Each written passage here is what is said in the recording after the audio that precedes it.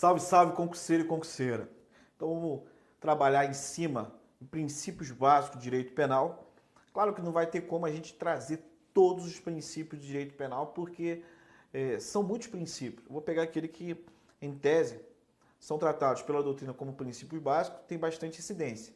Quando você vai estudando direito penal, dependendo do assunto, já vão trabalhar em cima de alguns princípios e você vai cada vez mais agregando aí conhecimento com referência a esses princípios aí. Tá? Eu trouxe para vocês aproximadamente 17 princípios que são tratados como os princípios básicos do direito penal. Beleza?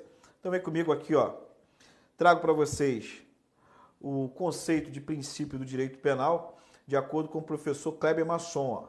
Princípios são os valores fundamentais que inspiram a criação e a manutenção do sistema jurídico. Do direito penal, os princípios têm a função de orientar o legislador ordinário no intuito de limitar o poder punitivo estatal, mediante a imposição de garantias aos cidadãos. Beleza? Então, esses princípios que a gente vai trabalhar agora, também eles podem ser chamados aí de princípios limitadores do poder punitivo estatal. Então, vem comigo, ó. O primeiro princípio é o princípio da reserva legal ou da estrita legalidade. Tem previsão no artigo 5º, inciso 39 da Constituição Federal, isso em âmbito constitucional. Legislação infraconstitucional tem previsão no artigo 1º do Código Penal e também no artigo 9º, no artigo 9º do Pacto, ó, Pacto de São José, é um Pacto de São José da Costa Rica. Tá? Então, Pacto de São José da Costa Rica. São José da Costa Rica aqui. Então, vem comigo, ó. Não há crime sem lei anterior que defina, nem pena sem prévia cominação legal. Pessoal, chamado de princípio da reserva legal, da legalidade estrita ou da estrita legalidade, significa dizer que para produzir o direito penal só através de lei, mas lei em sentido estrito, tá? Lei em sentido estrito. Então, entendimento que para ser criado um tipo penal incriminador tem que ser através de lei ordinária ou lei complementar. Então, não se esqueça desse detalhe, ó. Lei ordinária ou lei complementar.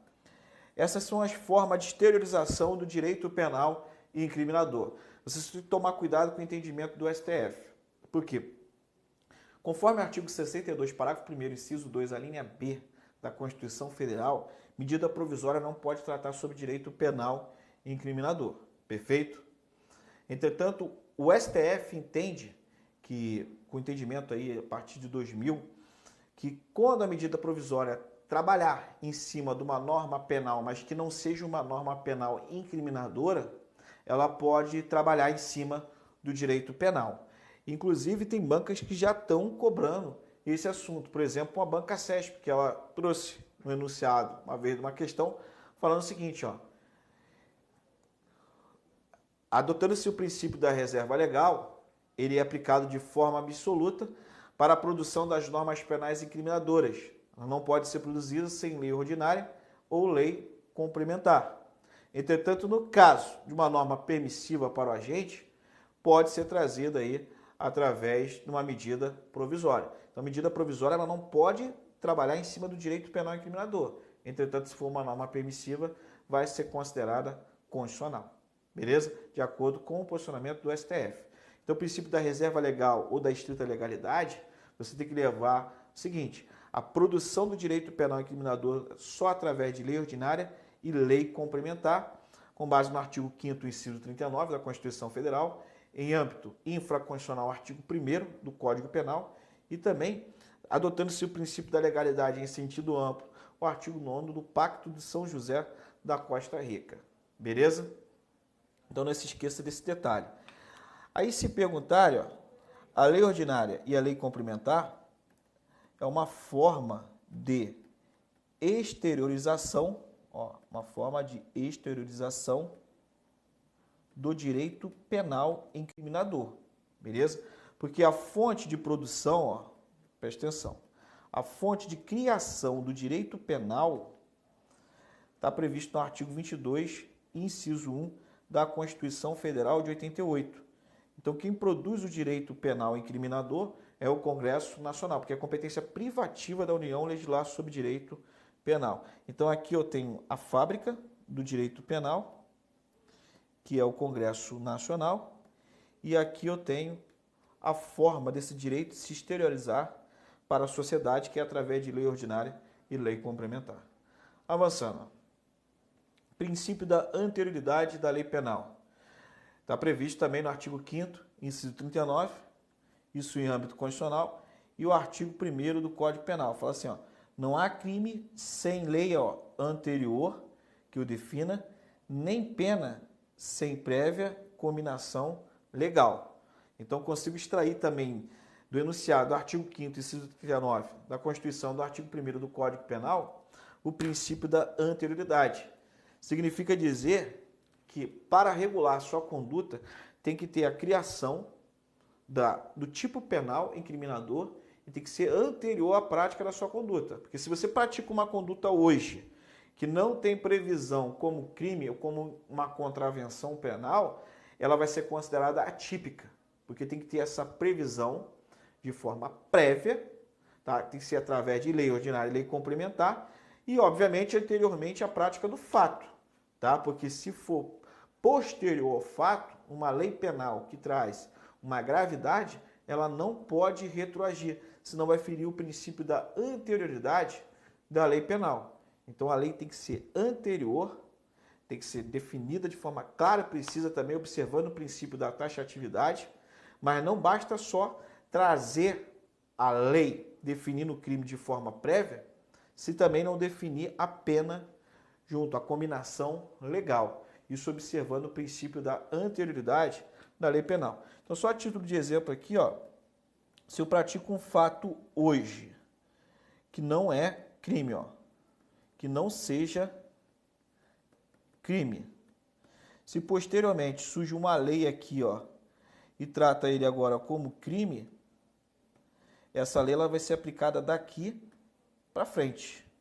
Ela não pode, ó, retroagir, porque se ela retroagir, ela vai ferir o princípio da irretroatividade da lei penal, também previsto no artigo 5º, inciso 40 da Constituição, porque, como regra geral, a lei ela não pode retroagir, ela só retroage quando ela traz um benefício para o agente. Então, ela vai ser aplicada da sua data de vigência, ó, para frente, conforme eu mencionei aqui, beleza? Esse é o primeiro ponto importante. Agora, tem que tomar cuidado no caso de crime permanente e crime continuado, que é tratado aí pela súmula 711 do STF. Então, aqui, ó, por exemplo, vamos supor o seguinte, que eu pratiquei uma conduta aqui, tá? Essa conduta é crime. Então, ela está observando, basicamente, o princípio da anterioridade, porque já tinha previsão como crime, perfeito? Aí surge depois uma lei B. E essa lei B, ó, ela é mais grave, traz a pena maior desse crime. Então, ela só pode ser aplicada daqui para frente, da data de vigor dela em diante. Por quê? Quando ela entrou em vigor, ela revogou a lei A, mas ela não pode retroagir porque ela traz um prejuízo, senão ela vai ferir o princípio, ó, da irretroatividade da lei penal, correto? Só observa esse detalhe aqui agora, ó. Vamos mudar e vamos botar aqui uma conduta envolvendo um crime permanente. Tratando-se de crime permanente e crime continuado, se a conduta do indivíduo, ó, se estende depois do advento da lei mais gravosa, é ela que eu vou aplicar. Então, eu comecei a praticar o fato sob a vigência da lei A, surgiu a lei B, que revogou, em tese, a lei A, só que ela é mais grave. Beleza? Aí, ó, sendo que minha conduta cessou depois do advento da lei B. É a lei B que eu vou aplicar, tendo em vista a súmula 711 do STF. Isso aqui é um caso de crime permanente, não só no caso de crime permanente, como também no crime continuado. Se a cessação da conduta do agente ocorrer após a vigência da lei mais grave, é ela que eu vou aplicar, tendo em vista o princípio do tempo rege o ato. Se minha conduta, ó, cessasse aqui, deixa eu apagar aqui, ó. Vamos supor, se minha conduta cessasse aqui, ó, a lei B já não poderia retroagir, tá? Porque ela entrou em vigor depois da cessação da minha conduta. Só trouxe para vocês a situação justamente para deixar vocês calçados, né? Porque eu falei primeiro do princípio da anterioridade e citei a súmula aí 711, só para você ficar ligado. Princípio da insignificância ou da criminalidade de bagatela, também conhecido como crime de bagatela própria. Aqui, ó, o princípio da insignificância, vamos anotar aqui, ó. Quem é seu expoente é Klaus Roxin. Tá? Então, Klaus Roxin começou a falar aí referente ao princípio da insignificância. De acordo com o STF, esse princípio tem os seus vetores. São 4 vetores, também chamados de requisitos, ó, requisitos objetivos para ser aplicado o princípio da insignificância. Então, quais são os 4 vetores aí para preencher os requisitos de ordem objetiva de acordo com o Supremo Tribunal Federal? Primeiro, ó, mínima ofensividade da conduta. Então, põe aí, ó, mínima ofensividade da conduta. Beleza? Segundo, põe, ó, ausência de periculosidade social. Então, ausência de periculosidade social. Terceiro, reduzido grau de reprovabilidade da conduta. Então, reduzido grau de reprovabilidade da conduta. E quarto e último requisito de ordem objetiva, eu tenho agora, ó, a inexpressividade da lesão jurídica. Então, inexpressividade da lesão jurídica. São os requisitos aí de ordem objetiva, tratando-se aí do princípio da significância de acordo com o STF. Tá? Então, aqui, ó, formando a palavra mare. Tá? Mare. Mare traz os requisitos de ordem objetiva para aplicabilidade do princípio da insignificância. Esses 4 vetores aí, inexpressividade da lesão jurídica, finalizando aí, fechando o último vetor. Além desses requisitos de ordem objetiva, hoje o entendimento também que pode, para ser aplicado o princípio da insignificância, trazer requisitos de ordem subjetiva. Por exemplo, você vai avaliar quem está praticando o crime, o sujeito ativo e também, ó, o sujeito passivo. Então, a título de exemplo, eu vou trazer aqui para vocês o caso do crime de furto. Crime de furto, fui lá e subtraí uma bike avaliada em R$30. Então, de acordo com o STF, tratando-se de crimes aí envolvendo patrimônio, pode ser aplicado o STJ, aliás, pode ser aplicado o princípio de significância se o valor da coisa subtraída for até 10% do salário mínimo. Então, 10% do salário mínimo seria o requisito de ordem objetiva, correto? Quanto ao sujeito ativo, se for aquele larápio quanto mais, tem o costume de praticar furtos pequenos, então não vai ser aplicado o princípio da insignificância. Se também ele for considerado reincidente, não vai ter aplicabilidade do princípio da insignificância. Estou falando aquilo que prevalece. Tá? Então, tem que analisar quem está praticando também o crime. Quanto ao sujeito passivo, uma coisa é você subtrair uma bike minha, avaliada em R$30, isso não vai chegar a afetar meu patrimônio. Mas se você vai lá e subtrai, no caso específico, uma bike de um cara que utiliza a bicicleta como meio de transporte ali para trabalhar e ganha muito pouco, isso vai afetar o patrimônio dele, então não vai preencher esse requisito subjetivo tendo em vista o sujeito passivo. Tá? Teve um caso específico também que um caso concreto que um policial ele foi fardado, representando ali o Estado, ele subtraiu uma barra de chocolate. Não foi aplicado o princípio da insignificância. Pelo valor objetivo, chega até 10% do salário mínimo. Entretanto, tendo em vista o sujeito ativo estar ali uniformizado, representando o Estado, não foi aplicado o princípio da insignificância. Perfeito? Então aí, ó, tá os requisitos de ordem objetiva, um apanhado ali em cima dos requisitos de ordem subjetiva. Uma outra coisa que você tem que anotar no que diz respeito aí o princípio da insignificância, que é uma causa, ó, supra legal de exclusão da tipicidade. Uma causa legal de exclusão da tipicidade e é da tipicidade material. Toma cuidado que as bancas gostam de falar exclusão da tipicidade formal. Não, a tipicidade material. Isso também é um princípio limitador do poder punitivo do Estado, porque não tem necessidade do Estado vir intervir nessa situação se a conduta do agente foi considerada ínfima, analisando os fragmentos ali, tendo em vista que a conduta dele não chegou a lesionar o bem jurídico tutelado pela norma. Então, uma causa legal, uma causa supralegal, porque não tem previsão em lei, entendimento da doutrina e da jurisprudência, de exclusão da tipicidade material. Toma cuidado que aqui, ó, tem algumas súmulas já. Eu tenho a súmula 599 do STJ, que fala que não se aplica o princípio da insignificância nos crimes contra a administração pública, mas eu sempre falo para os meus alunos atentar para o seguinte, o STJ tem esse entendimento.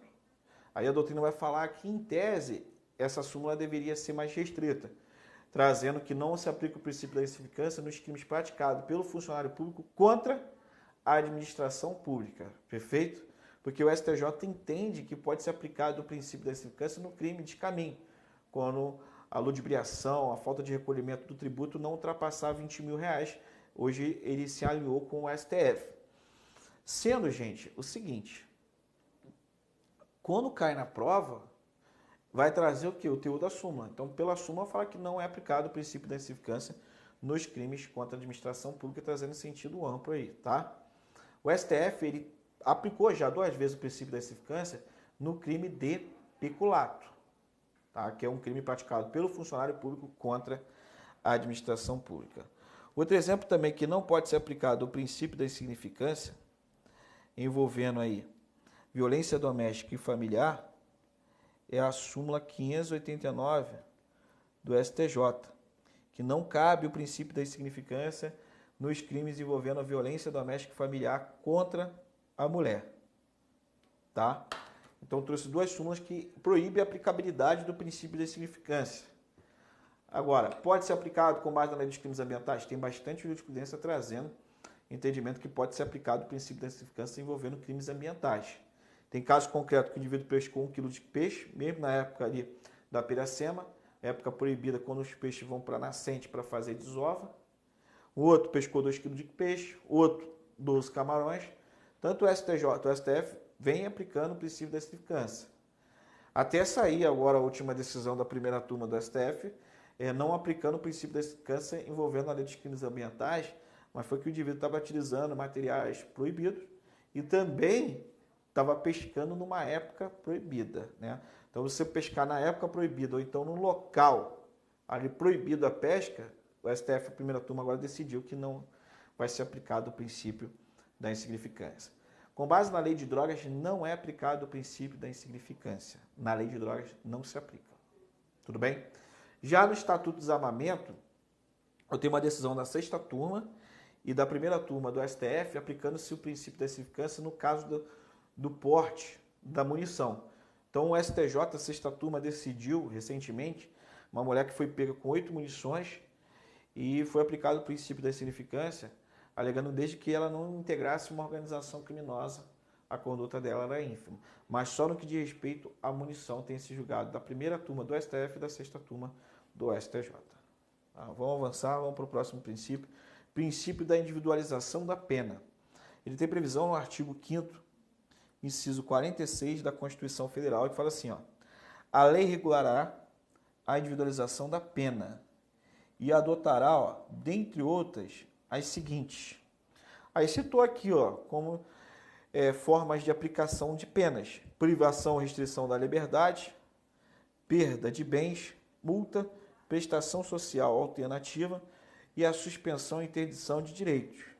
Quanto à observância do princípio da individualização da pena, eu tenho os momentos, ó. Eu tenho o momento legislativo, ele tem que ser observado pelo legislador. Então, o legislador, quando ele for criar um crime, ele já tem que analisar como é que vai ser feita essa individualização da pena, observando, claro, as previsões constitucionais e também dentro da ponderação daquilo que pode ser efetivamente aplicado ali. Tá? Então, desde a criação das leis, já tem que ser observado o princípio da individualização da pena. Depois que o indivíduo vem violar a lei e vai ser submetido a uma pena, o judiciário vai observar também o princípio da individualização da pena. Tanto é que o juiz, para aplicar a pena, ele vai ter que passar pelo momento trifásico ali, né? Que ele vai analisar as circunstâncias judiciais favoráveis, desfavoráveis, atenuantes, agravantes, as causas de aumento e diminuição de pena. Então, ele está analisando a individualização da pena. Isso com base até é bom você analisar depois o artigo 68 do Código Penal. Depois que tem a aplicabilidade da pena pelo judiciário, tendo em vista a violação da norma, o princípio da individualização da pena ele também é observado em caráter administrativo. Por exemplo, quando começar na fase da execução penal, execução da pena. Então, vai ser avaliado também administrativamente. Então, ele tem três momentos. O momento legislativo, o momento da aplicação ali da pena pelo intérprete, que no caso vai ser o Poder Judiciário, e no momento administrativo, quando começar a execução da pena. Perfeito? Então, a observância do princípio da individualização da pena. Pode até observar que a Lei de Execução Penal, ela traz em seus artigos a separação de acordo com a gravidade do crime ali daquele indivíduo que foi condenado e tem que cumprir a pena.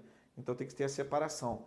Em momentos, a gente vai ver também que o preso primário tem que ser separado do reincidente, o preso provisório tem que ser separado do preso condenado. Isso tudo é observância do princípio da individualização da pena. Tá bom? Vamos lá. Princípio da alteridade. O princípio da alteridade tem como seu expoente, quem criou, Klaus Rochin, tá? Um jurista alemão muito famoso, influente aqui no direito brasileiro. Então, Klaus Rochin, ele fala sobre o princípio da alteridade. E o que consiste esse princípio da alteridade, gente?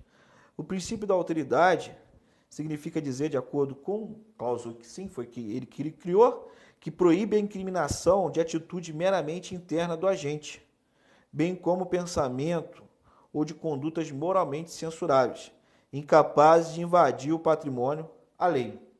Perfeito? Porque ninguém pode ser punido por causar mal apenas a si próprio, pois uma das características inerente ao direito penal moderno repousa na necessidade de intersubjetividade nas relações penalmente relevantes. Então, assim, ele entende que as atitudes internas, elas não são censuráveis. Você não pode ser punido, o direito penal não vai entrar nesse cenário. Por exemplo, quem nunca imaginou a praticar um crime, tá? Por mais que moralmente, imoralmente, seja a tua visão, o teu pensamento, você não pode ser punido por essas atitudes internas. E até mesmo quando você causar mal a si próprio. Por exemplo, se eu vier me autolesionar, não tem por que o direito penal intervir. A partir desse momento eu estou sofrendo uma autolesão.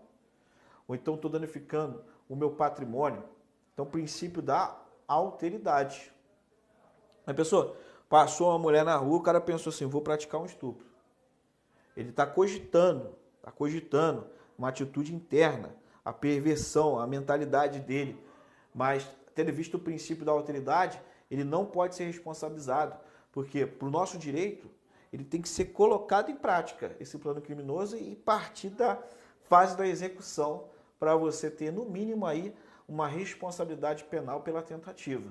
Fora isso, uma mera atitude interna, você não vai ser responsabilizado. E também quando você não causar mal a outra pessoa.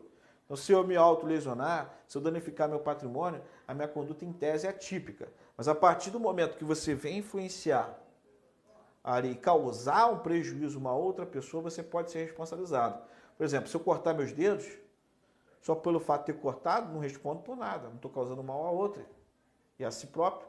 Então, minha conduta é atípica. Mas se eu corto meus dedos com a finalidade de receber um prêmio de seguro, eu posso ser responsabilizado por estelionato por equiparação, artigo 171, parágrafo 2º, inciso 5º do Código Penal. Quando você também gera uma incapacidade para não servir ali o serviço militar, você também pode ser responsabilizado pelo Código Penal Militar. Tem um crime específico para isso, beleza? Mas tá aí essa noção do princípio da alteridade, seu expoente é Klaus Roxin. Vamos avançar. Princípio da confiança. O que consiste esse princípio da confiança? Significa o seguinte: a partir do momento que as pessoas elas andam em sociedade, né, elas são responsáveis de ter ali um comportamento adequado para que não venha a transgredir a norma. Isso subentende-se que a sociedade fica com a confiança ali em cima desses indivíduos, beleza? Então, por exemplo, quando você pega seu veículo automotor e vai dirigir, subentende-se, o pessoal confia que você vai conduzir seu veículo automotor observando as regras de trânsito. Então, a aplicabilidade do princípio da confiança. A partir do momento que tu anda em sociedade, você tem que observar o quê? As regras de conduta.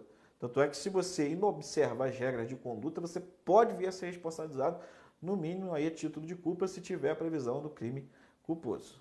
Tá? Princípio da adequação social. O que consiste o princípio da adequação social? Significa dizer que o criminoso ele não pode vir a ser punido, ou melhor, não pode ser considerado criminoso o comportamento humano que, embora tipificado em lei, não afrontar o sentimento social da justiça. Então, assim, embora tenha a tipificação do seu comportamento, o seu comportamento não é relevante, o resultado dele não é relevante socialmente. Aí, então, não tem porquê ele ser, em tese, submetido à consequência penal pelo fato desse comportamento. Tá? O princípio da adequação social ele serve para excluir a própria tipicidade do crime. Tá? Em tese, vai excluir a própria tipicidade. Agora, chamo a atenção para vocês para alguns detalhes. Por exemplo, contravenção penal do jogo do bicho. Já foi decidido que, pelo fato de neguinho acostumar jogar ali, fazer a fezinha no jogo do bicho, o princípio da adequação social ele não tem um condão de revogar a lei. Uma lei só pode ser revogada por outra. Apesar de estar no costume da sociedade fazer ali, apostar no jogo do bicho, ainda existe essa contravenção penal. Então, não posso aplicar o princípio da adequação social para falar que esse fato, essa contravenção penal, ela não é mais relevante socialmente, porque ela deveria ser retirada do ordenamento jurídico. Tá? Uma outra situação peculiar também é aqui, casa de prostituição. Já tentaram alegar que a casa de prostituição seria ali a aplicabilidade do princípio da adequação social, e não. A casa de prostituição ela tem previsão no artigo 229 do Código Penal e, em tese, quem manter essa casa de prostituição para fins de exploração sexual vai ser responsabilizado por esse crime. Não pode ser aplicado o princípio da adequação social. Outra hipótese também, crimes contra propriedade, crimes contra propriedade imaterial. Um exemplo aí, o indivíduo que foi pego ali vendendo CD pirata. Responde, isso não é adequação social, porque existe a tipificação dentro do Código Penal, se você analisar o artigo 184 ali. Então, o princípio da adequação social não teria o condão ali de excluir esses tipos penais. Não, só através de outra lei.